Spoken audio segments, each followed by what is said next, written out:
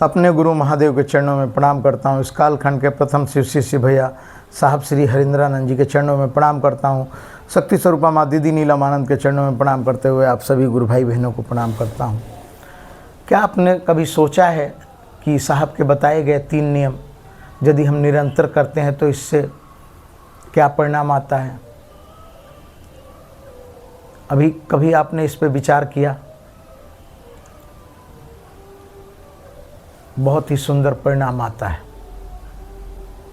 और आप सब सिर्फ शब्दों में परिणाम करते होंगे या मैं भी शब्दों में परिणाम कहता हूँ, लेकिन इसका परिणाम जो आता है बहुत ही बेहतर, बहुत ही उज्जवल आता है।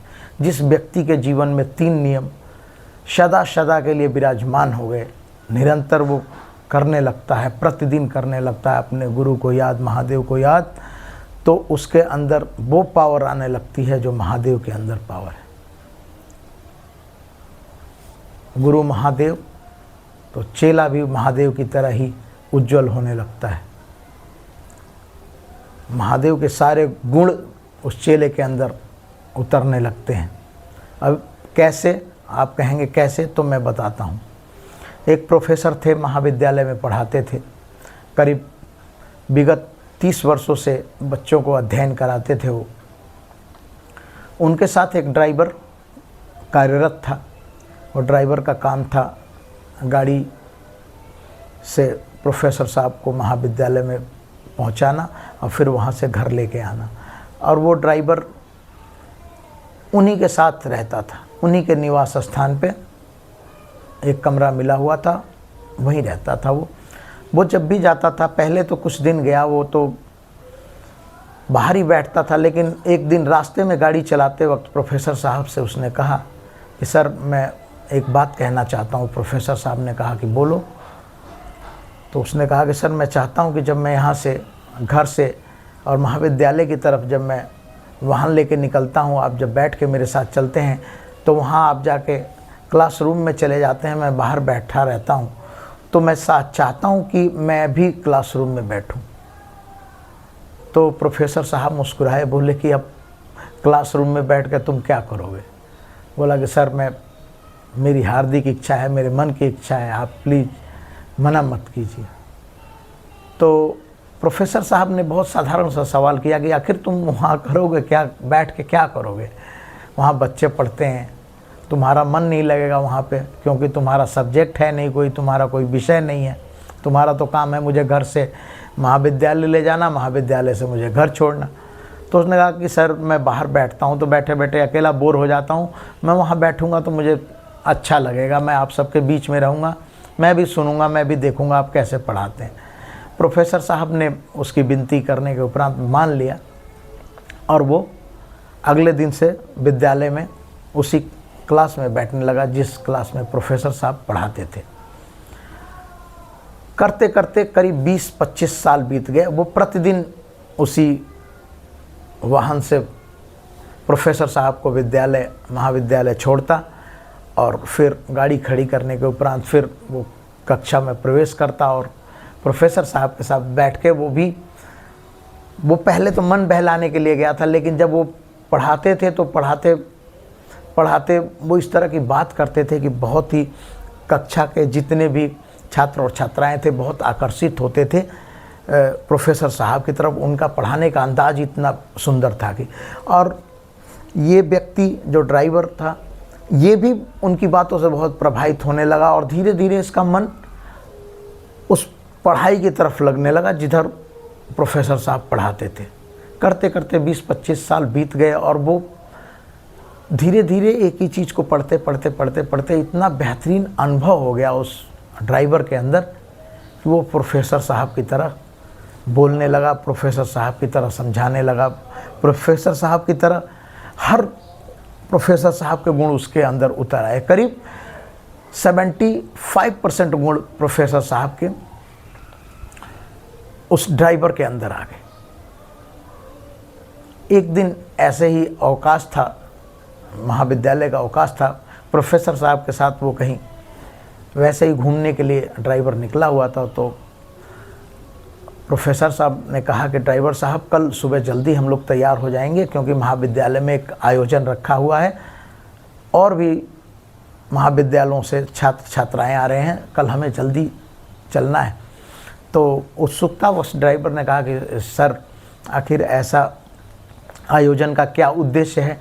तो प्रोफेसर साहब ने कहा कि कुछ दूसरे महाविद्यालय से छात्र छात्राएं आएंगे, वो मुझसे कुछ सवाल पूछेंगे, उन सवालों का मुझे जवाब देना है।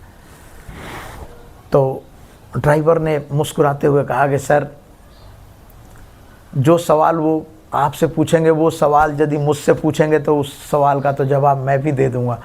प्रोफेसर साहब आश्चर्यचकित हो गए, बोले कि आपसे नहीं हो पाएगा, आप नहीं दे पाओगे जवाब, ये पढ़ाई का मामला है, ये छात्र छात्राओं के भविष्य का मामला है।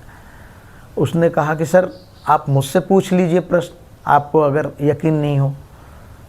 तो उन्होंने कहा कि मैं कैसे पूछ लूँ, ये तो छात्र छात्राएं मुझसे कौन सा प्रश्न पूछेंगे उसका जवाब। तो ड्राइवर ने बड़ी उत्सुकता से कहा कि आपके जो भी आप पढ़ाते हैं आप उसमें से आप कुछ भी पूछ लीजिए मुझसे।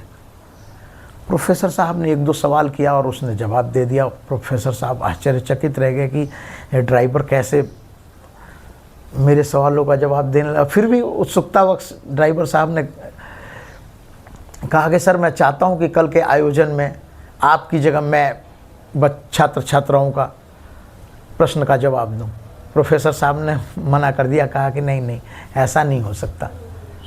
उसने कहा कि सर आप मुझ पर विश्वास कीजिए, आप मुझ पर भरोसा कीजिए, मैं आपके साथ 25-30 सालों से हूँ, आप आपने जो भी पढ़ाया है मैं बखूबी उसको समझ चुका हूँ और मैं पढ़ाने की भी क्षमता रखता हूँ। प्रोफेसर साहब के लाख मना करने के बावजूद लेकिन वो प्रार्थना करता रहा, रिक्वेस्ट करना लगा। लास्ट में वो हार थक के प्रोफेसर साहब बोले कि ठीक है, कल तुम मेरी जगह तुम छात्र छात्राओं के प्रश्न का जवाब दोगे।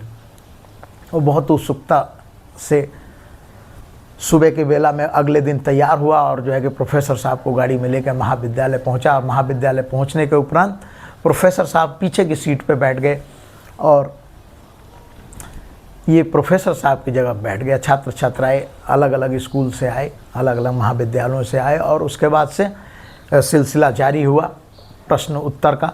और छात्र छात्राएं जो प्रश्न पूछते थे वो बखूबी बहुत ही सुंदर तरीके से बिल्कुल सेम टू सेम प्रोफेसर साहब की तरह वो ड्राइवर उत्तर देने लगा। और उनके हाव भाव जितने प्रोफेसर साहब के थे वो सारे हाव भाव उस ड्राइवर के अंदर, वही अंदाज, वही बताने का तरीका, वही समझाने का तरीका। छात्र छात्राएं भी बहुत प्रभावित हुए और जो भी विद्यालय में लोग सुन रहे थे सब लोग बहुत प्रभावित हुए। लेकिन आखिरी जब आखिरी सवाल आया तो वो सवाल बहुत ही कठिन था। वो ड्राइवर को जब सवाल दिया गया तो ड्राइवर वहाँ पे उस सवाल को वो समझ नहीं पाए और उन्होंने, लेकिन फिर भी इतना आत्मविश्वास था, इतना कॉन्फिडेंस था अपने ऊपर और प्रोफेसर साहब के साथ रहते रहते कि उन्होंने कहा कि इस सवाल का जवाब तो एक पीछे बैठे व्यक्ति हैं वो दे देंगे। प्रोफेसर साहब उठ के आए और उठ के आने के बाद उन्होंने जवाब दिया और जवाब देने के उपरांत बहुत लोगों ने, छात्र छात्राओं ने, सबने सराहना की। और प्रोफेसर साहब ने भी छात्र छात्राओं को ये संदेश दिया कि अगर आप मन से चाहते हो तो एक ये ड्राइवर हैं, इन्होंने मेरे साथ रह के और क्लास में बैठ के अपना समय दे के ये मेरी सारी शिक्षा को ये ग्रहण कर चुके हैं। मैं जो भी पढ़ाता हूँ ये सब इनसे आप पूछ सकते हैं। तो आप लोग भी तन मन धन से अगर पढ़ेंगे, ध्यान दे के पढ़ेंगे तो आपका काम ही शिक्षा ग्रहण करना है तो आप आसानी से ग्रहण कर सकते हैं। इनका काम तो गाड़ी चलाने का था लेकिन फिर भी इनका मन आकर्षित हो गया शिक्षा के प्रति और ये जो है इसको जो है कि बहुत ही आसानी से इन्होंने ग्रहण कर लिया। अब चूँकि मेरा कहने का मतलब ये है कि महादेव के सानिध्य में रहने वाले जो भी गुरु भाई बहन हैं, अगर निरंतर वो गुरु के नियम का पालन करते हैं तो वो क्षमता आ जाएगी कि गुरु जिस तरह से आदेशित करते हैं कि लोगों के कष्टों का निवारण हो जाता है, लोगों को सद्मार्ग पे चलाते हैं, लोगों को आत्मज्ञान देते हैं, उसी तरह आप भी आत्मज्ञान देने लगेंगे। इन्हीं शब्दों के साथ मैं आप सबको